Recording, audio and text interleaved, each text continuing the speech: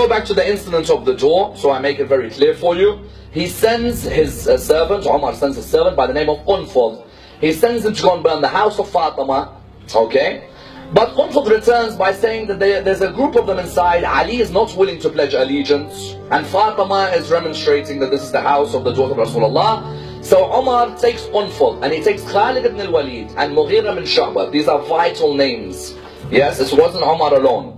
Now when they come to, over here is meant to be depicted the door of Fatima Zahra alayhi salam. There's something very interesting I find in the hadith.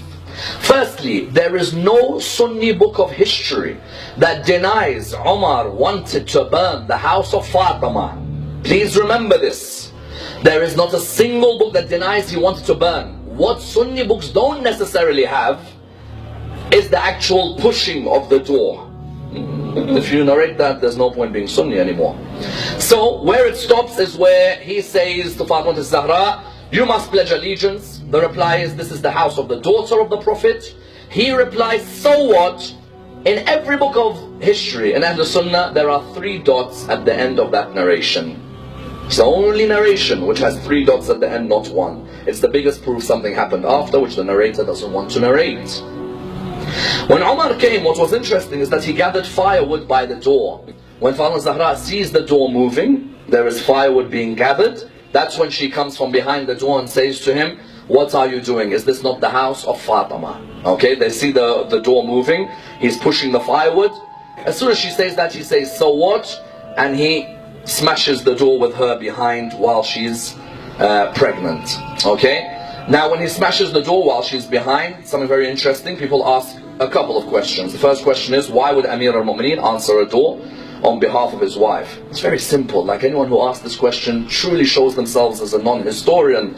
Why? Because firstly, the Holy Prophet, on many occasions, his wife used to answer the door while he was in the house. Nothing unusual. Secondly, you can either answer a door, or a door is forcibly pushed on you. She hasn't gone to open the door for him.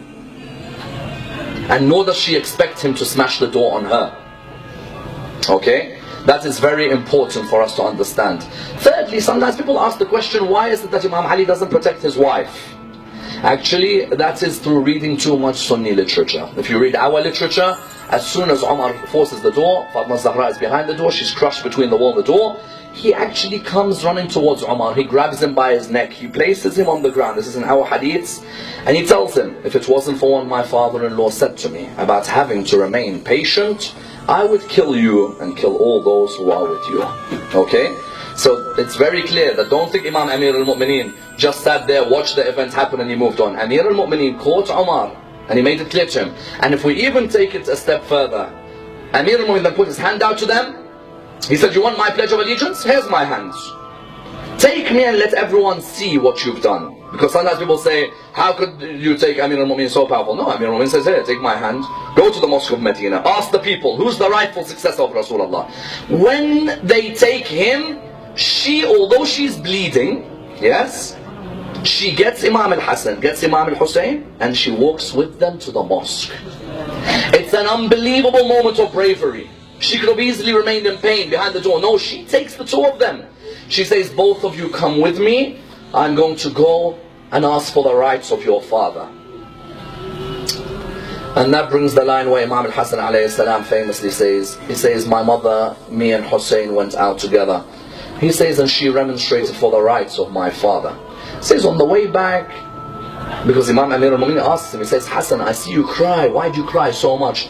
He says, father, if you saw what I saw, you would cry. So he said to him, what did you see?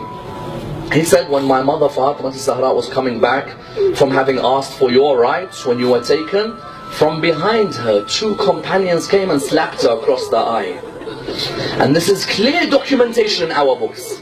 A clear slap from behind the eye. And Amir al-Mu'mineen looks at him and he says to him, my son Hassan, now I know why your mother wouldn't look me in the eyes when she talked to me at the end.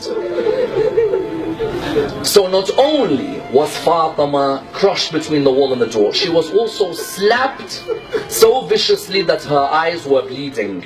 Yes? And that's why, you know, the burial of Fatima Zahra is such a tragic event. Unbelievably tragic. As in when you read the narrations of the burial, you find, for example, Amir al-Mu'mineen takes her body to wash the body. Asma bint Umays, she narrates, Wallah, I saw Ali ibn Abi Talib like I've never seen him before. He's washing the body, he suddenly leaves the body, he goes and sits in the corner of the room alone, and crying and crying. And I look at him and I say, Ya Amir al-Mu'mineen, you are the man who lifted the gate of Khaybar, yet I see you now crying in this way. He said, Asma, if you felt what I just felt, you would cry. So Asma looks at him and says, what is it? He said, as I'm washing her body, I felt her broken rib as I was washing it. Yes? Further than that, you find that Abu Dharr al-Ghafari narrates, he said, we were carrying the janazah of Fatima al-Zahra alayhi salam. There was only a few of us in the darkness of the night. He says, we're carrying, he said, all of a sudden Imam al-Hassan came running to the body of his mother, crying. Then Imam al-Hussein sat by the chest of his mother. He called out, mother, mother, it's me, Hussein, I beg you, speak to me. At this moment, Abu Dharr says, we saw Ali ibn Abi Talib suddenly remove Hussein from the chest of his mother. So we looked at him and said to him, Ya Amir al-Mu'mineen, why remove Hussein from the chest of his mother? He replied, because the angels cannot bear to see Hussein on the chest of his mother, correct? The angels found it difficult to see Hussein on the chest of his mother. The poet replies to this, what does he say? He says, if the angels found it difficult to see Hussein on the chest of his mother, then how did the angels find seeing shimmer on the chest of Hussein? He buried her in the darkness of the night. When he buried her in the darkness of the night, Umar ibn al-Khattab made the most arrogant statement the day after. Umar said, I heard that you buried Fatima. He said to him, yes. Where is she buried? He said to him that she did not want anyone to know. He said to him, you tell us now, otherwise we will dig up every grave in Medina. This is Umar's exact words. I will dig up every grave in Medina until I pull Fatima's body out and I bury it back in myself. To which Amir al-Mu'mineen looked at me and said, if this much dust leaves a grave in Medina, then I will finish the whole of Medina. With Fatima al-Zahra, Rasulullah gave me a wasiyah, but now she's died, it's in my hands.